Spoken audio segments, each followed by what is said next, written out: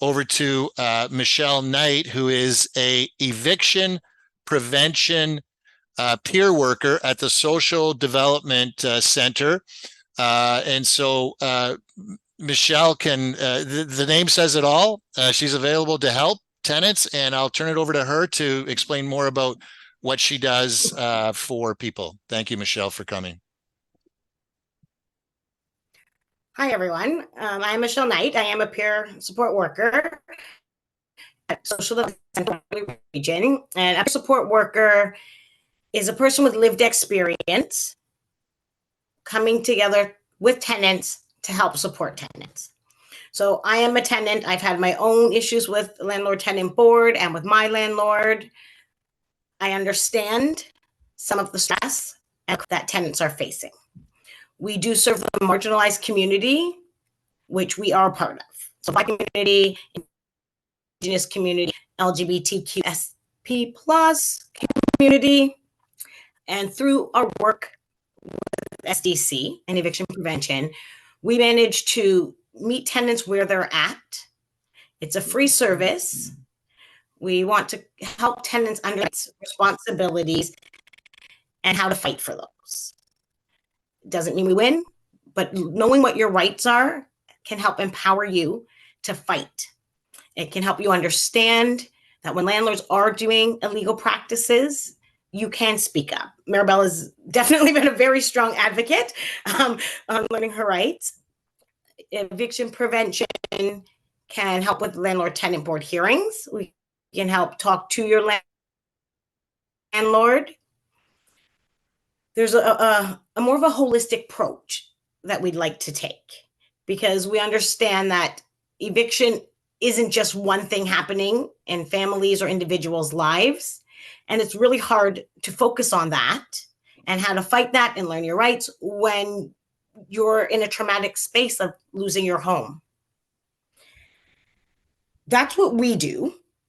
And through our research and we've been in for 2.5 years, we realized that more and more people were facing multi-unit evictions, but people weren't knowing that other people were actually facing the same eviction.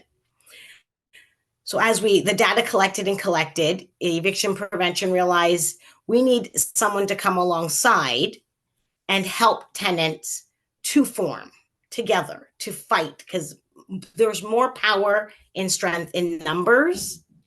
So we have created a new position of a tenant support organizer, and that person is going to work with buildings and units like Maribel and help them learn to advocate for themselves, help them connect to the community organizations that can also support them.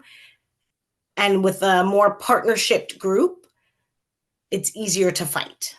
And it's also easier to know you're not alone, so that stress might go down a little bit. So I think what's interesting is that when we take Maribel's situation where, you've got an apartment building with about 10 to 12 tenants, we'll say, anyone like that. And individuals sometimes don't know that they can, first of all, what their rights are. And then there's sometimes a cost if you have to hire a paralegal or some lawyer to try to advocate for you.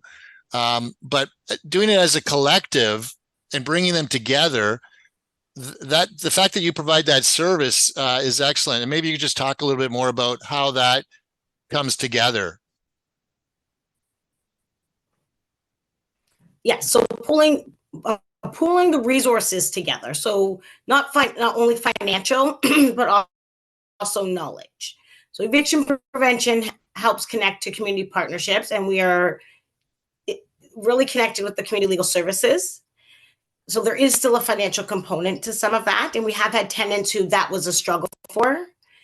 And we've had tenants who didn't meet the criteria for free legal services, but realized if we pool it together and we each share a cost, then we can hire our own paralegal that can still work in conjunction with Social Development Center, with community legal services for the other tenants that are connected.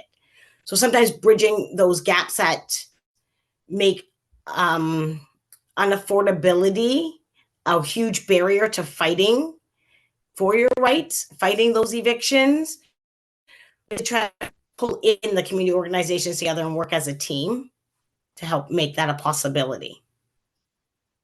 So, Michelle, I also wanted to just touch on, I mean, because you mentioned it's a traumatic situation, of course, obviously it is.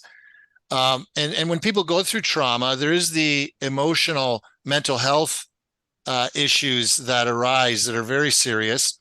Does your organization, Social Development Center, assist in providing any resources to help people as they're navigating through this very difficult situation? We do not have mental health resources, but we do have peer support, which is one of the most important things, I think, is having somebody that can listen. When there is more mental health pieces and tenants are feeling they need more support, to whom we can give resources to, but we do not offer a specific mental health other than the peer support, listening ear, and somebody who understands and has been there. So let me ask you, Michelle, then just on that vein, peer support, would that be like volunteers from the community that can step up, or is there ways for people to volunteer to work with Social Development Center in the advocacy that you do? Currently, right now, we do not have volunteers. We have 2 peer workers at a part-time for 3 cities. So listen, Michelle, thank you very much for sharing information about the Social Development Center. I would encourage anyone who wants to get more information about it just to check online. They're listed there. The work they do is phenomenal. And like I say, with most social agencies, if you give them $1, they turn it into 10. And we are able to, we're blessed to have them involved to assist people who need their help in our community, and they do so much with so little, like many other organizations.